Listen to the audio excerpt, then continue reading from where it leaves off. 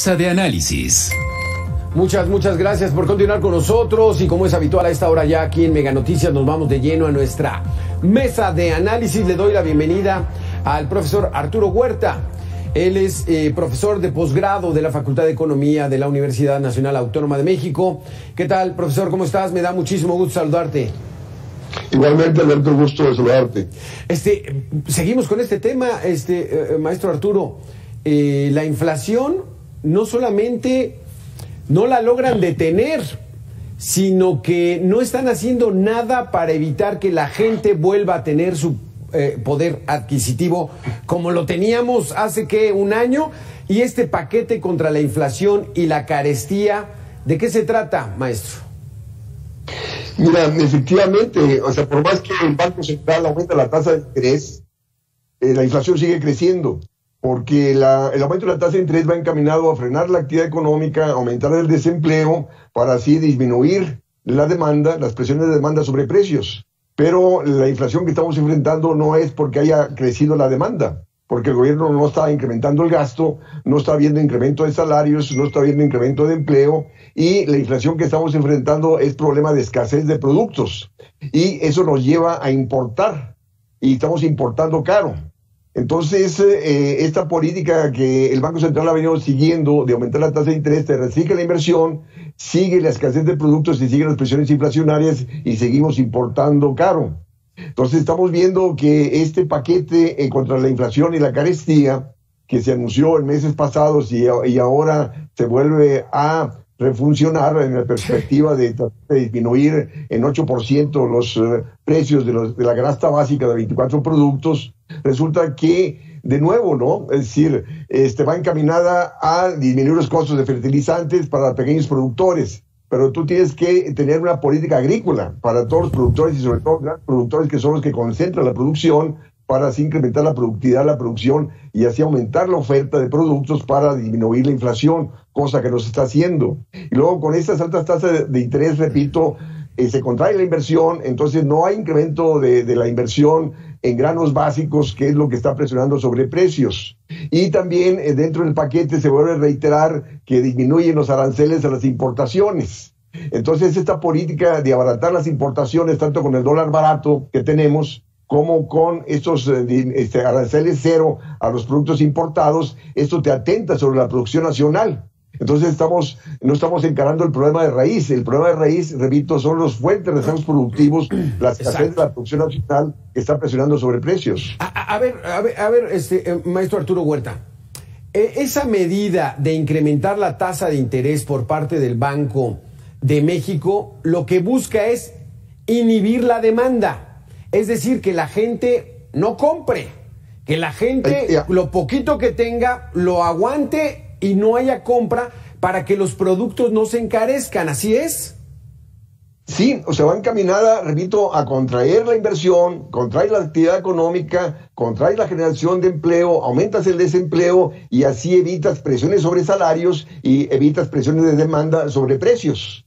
Entonces, hace recaer en los desempleados, en los trabajadores, la baja de la inflación, y aún así no la han conseguido. Claro. Repito, porque este aumento de la tasa de interés te contrae la inversión, sigue la caída de la producción, sigue la escasez de productos y sigue las presiones inflacionarias. Profesor Arturo Huerta, déjeme que le demos la bienvenida a José Luis Clavelina, director de investigación del Centro de Investigación Económica y Presupuestaria AC. ¿Qué tal, José Luis? Gracias por estar con nosotros. ¿Qué tal, Alberto? Doctor Huerta, ¿cómo está? Buenas tardes. Buenas tardes, José Luis, gusto de saludarte. José Luis, nada más no se puede detener la inflación. Y ya hoy fue el paquete, ya no es pacto, ¿verdad? Le llaman paquete para combatir la inflación y la carestía, versión 2, porque nada más el de mayo no dio resultados. ¿Qué estamos esperando, José Luis, con este nuevo paquete? Sí, pues hay que recordar que esta propuesta de ampliar el paquete para combatir la inflación y la carestía incluye solamente 24 productos de los más de 80 que incluye el Índice Nacional de Precios al consumidor, ¿no? Entonces, es alrededor del 28% de los productos que tratan de controlar para el próximo año, ¿no? Hasta el 28 de febrero del próximo año. Otras medidas que incluye el paquete está, por ejemplo, otorgar fertilizantes a 2 millones de pequeños productores.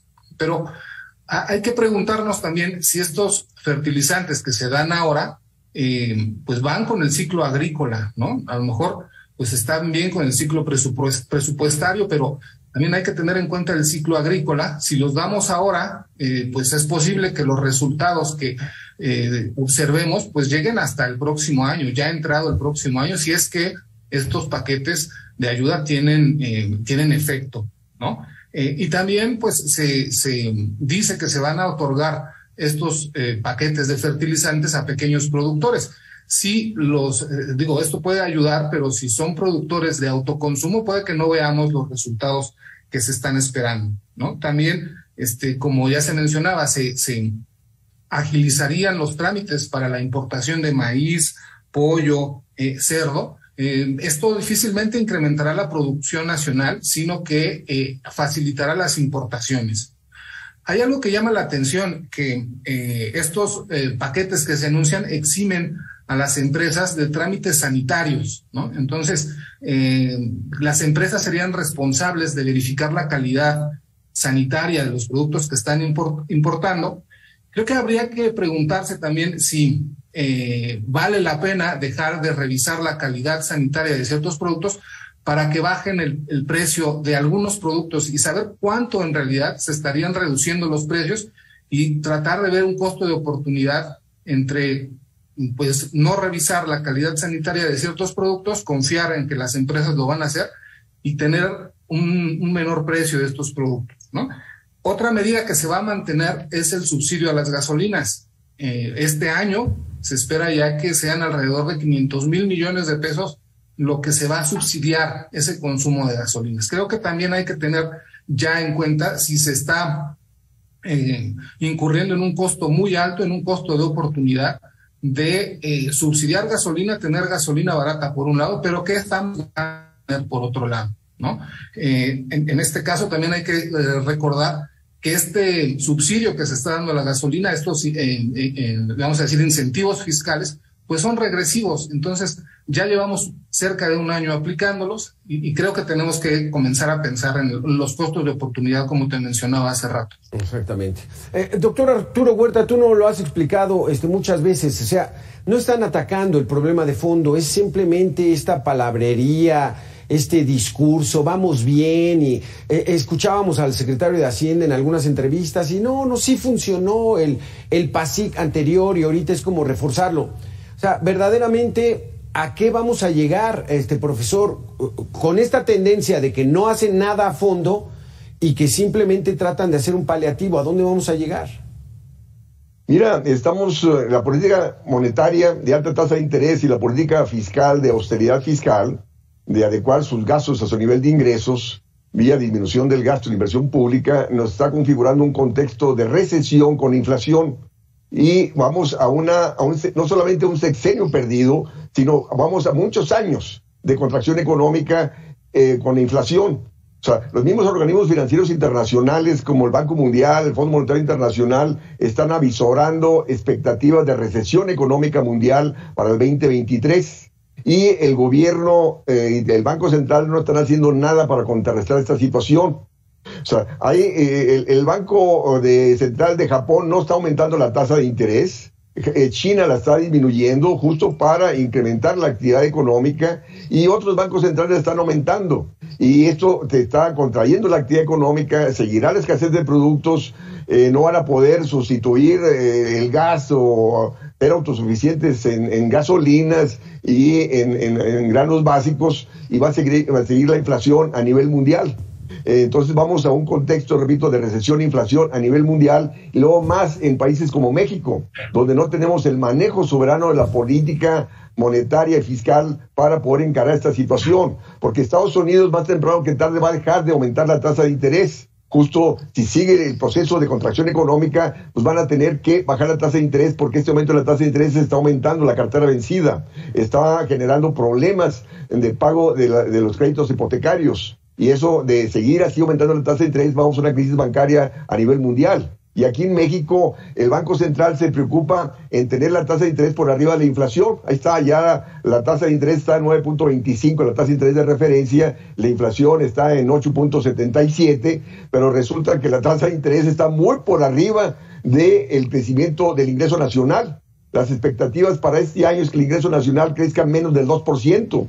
Entonces, con una tasa de interés, repito, arriba del 10%, o sea, la banca de hecho te cobra 20 o 30%, ¿cómo la vas a pagar? Entonces vamos a un contexto de cartera vencida, de empresas y de familias. Exacto. ¿Ves este mismo escenario, José Luis Clavelina? Sí, en el caso de la tasa de interés, como mencionaba el doctor Huerta, la tasa de interés real en México ya es positiva. La tasa de interés del Banco Central ya está por arriba de la tasa de inflación. México se está preocupando, creo yo, por imitar lo que está haciendo la Reserva Federal en Estados Unidos. Sin embargo, creo que también hay que recordar que en el caso de México nosotros comenzamos a subir la tasa de interés de forma anticipada a lo que lo hizo Estados Unidos. Tenemos que comenzar ya a pensar en modular los incrementos en la tasa de interés para no caer en esto que mencionaba ya el doctor Huerta, que es la tasa de interés comience a frenar ya el crecimiento económico, comience a frenar la recuperación de nuestra economía, también se vea un fenómeno de apreciación que creo que ya lo estamos viendo. Nuestra moneda ha sido de las más fuertes en el mundo respecto del dólar, pero eso también puede tener efectos en el crecimiento económico, ¿no? Entonces, creo que hacia futuro el Banco de México también debería estar revisando que los incrementos no tienen que imitar exactamente a lo que haga Estados Unidos. ¿De qué manera, José Luis, el tener una moneda fuerte, que y ese es uno de los principales logros que dice tener el gobierno, nuestro dólar no ha, el precio del dólar no ha subido, lo hemos mantenido, el peso está fuerte. ¿De qué manera afecta que tengamos un peso más o menos sólido? Bueno, es que si tenemos una moneda fuerte, hay que recordar que también encarece, abarata nuestras importaciones. Si tenemos importaciones más baratas, pues podríamos importar más y estas importaciones le pegan al crecimiento económico, ¿no? Entonces también creo que vale la pena revisar qué es lo que se está haciendo con la tasa de interés, como les decía, modular el crecimiento de esta. Tomar en cuenta que nosotros iniciamos antes nuestro proceso de elevar la tasa de interés de referencia, que Estados Unidos comenzó después, y que no necesariamente ya tiene que ir uno a uno, como dice la teoría neoclásica. En este caso, para combatir la inflación, la tasa de interés tiene que estar por encima de la tasa de interés tiene que estar por encima de la inflación. Ya en México ya lo logramos, ¿no? Y si seguimos imitando a Estados Unidos, pues lo que vamos a hacer es ocasionar precisamente lo que se mencionaba hace rato, un contexto recesivo, incluso de carteras vencidas, que no creo que sea algo que deseemos que ocurra en nuestra economía. Nos estamos enfrentando ante qué, doctor Arturo Huerta, ante una crisis similar a cuál de los últimos 40 años que tenemos en México, que hemos tenido. Mira, yo diría que así como en la década de los 80 fue la década perdida, en el sentido de que México cayó en la crisis de deuda y para poder pagar la deuda se tuvo que devaluar la moneda y contraer la actividad económica y generó altos procesos inflacionarios, devaluatorios, aumento de tasa de interés, restricción del gasto público y de ahí, repito, que no crecimos. Ya la actividad económica hoy en día del segundo trimestre del 2022 está al nivel del cuarto trimestre del 2017. Es decir, ya traemos un retroceso de 5 años en la actividad económica. Y de seguir el aumento de la tasa de interés y seguir defendiendo a toda costa la estabilidad peso-dólar, como ya dijo José Luis, esto te disminuye competitividad, siguen creciendo más las importaciones que las exportaciones se desplazan a la producción nacional y de ahí que tenemos menos desarrollo industrial, menos desarrollo agrícola y caemos en ese círculo vicioso de importar. Y surge la pregunta, Alberto, el país tiene condiciones porque estabilizamos la relación peso-dólar con entrada de capitales y por eso el Banco de México te mantiene un diferencial de tasa de interés con la de Estados Unidos. Estados Unidos la tiene en 2.5, aquí en 9.25 y ese diferencial permite la entrada de capitales que te abarata el dólar. Y esa estabilidad del tipo de cambio también favorece la rentabilidad del sector financiero, porque cuando el capital financiero quiere salir, el dólar le sale más barato que cuando entró. Entonces perdemos por todos lados. O sea, esta política de alta tasa de interés, austeridad fiscal y estabilidad del tipo de cambio favorece al sector financiero. ¿A costa de qué? De que la economía crezca cada vez menos. Sí. Entonces, de ahí, repito, o sea, y luego la pregunta esta, ¿tiene México condiciones de seguir manteniendo estable el tipo de cambio? La relación 20 pesos por dólar, en el aeropuerto estuve el fin de semana, estaban 19.30 pesos por dólar, pero resulta que el mismo capital financiero va a decir, México tiene condiciones de pagar esa alta tasa de interés que está ofreciendo de 9.25 en un contexto de contracción económica. Pues el capital financiero le va a entrar la duda, dice, ¿cómo va a pagar en un contexto de contracción económica? Pues va a dejar de venir, y al dejar de venir, pues adiós estabilidad del tipo de cambio, vamos a un contexto devaluatorio, porque no vas a poder financiar este déficit de comercio exterior ni el pago del servicio de la deuda externa. Ay, caray, esas palabras ya son de película que ya vimos de terror, doctor Arturo Huerta. José Luis Clavelina, las amas de casa en estos momentos, pues ven que la inflación, más allá de ser de 8.76, 8.77, ya no les alcanza. El dinero está perdiendo poder adquisitivo. ¿Qué hacer? ¿Qué tiene que hacer la gente en estos momentos donde no hay medidas económicas por parte del gobierno para acabar con la inflación? Y vivimos todos los días con esta que algunos le llaman enfermedad silenciosa, lo que es la inflación. Sí, Alberto, efectivamente, la inflación está afectando de forma muy importante a las familias, especialmente a las familias que tienen ingresos pues por salarios, a las familias más pobres. Definitivamente va a ser una época muy complicada para las familias en un contexto en el que, además de elevada inflación, pues no hay crecimiento económico, y hacia futuro pues tampoco se ven perspectivas muy halagadoras, porque pues para el próximo año se espera, o muchos analistas esperan, que Estados Unidos tenga una crisis económica, la cual también terminaría por afectarnos a nosotros en un contexto de elevada inflación, de bajo crecimiento, de elevadas tasas de interés, y en el que además en términos de finanzas públicas, pues también se espera que vamos a tener que pagar más costo financiero, alrededor del 30% más para el próximo año, lo que también pues va a incidir en el crecimiento económico, ya de por sí lento crecimiento económico que observábamos no desde este sexenio, sino desde varios sexenios atrás. Estamos regresando rápidamente a la tendencia de crecimiento que observábamos de hace muchos años, de menos del 2%. Eso efectivamente va a generar condiciones muy difíciles para las familias mexicanas, pues este año y el próximo. ¡Qué barbaridad! Doctor Arturo Huerta, esto no es metafórico, no es en sentido figurado. Hay que apretarnos el cinturón. Verdaderamente hay que dejar de gastar lo más que se pueda. No. Lo que la sociedad debe de hacer es demandar incremento de salarios, ¿no? O sea, ¿por qué el Banco de México aumenta la tasa de interés y el gobierno restringe el gasto público? Para aumentar el desempleo. Y en contexto de desempleo, los trabajadores no van a demandar incremento de salario porque el empresario va a decir, ¿sabes qué? Hay una cola de gente esperando el trabajo, ¿no? Entonces el desempleo disminuye el poder de negociación de los trabajadores para pedir incremento salarial. Pero resulta que la sociedad tiene que protestar. O sea, no estar sufriendo el deterioro de su nivel de vida, de su poder adquisitivo por la inflación. Tiene que demandar incremento salarial y tiene que demandar incremento de empleo, que el gobierno gaste lo suficiente para crear empleo para todo aquel que lo busque y no lo encuentra.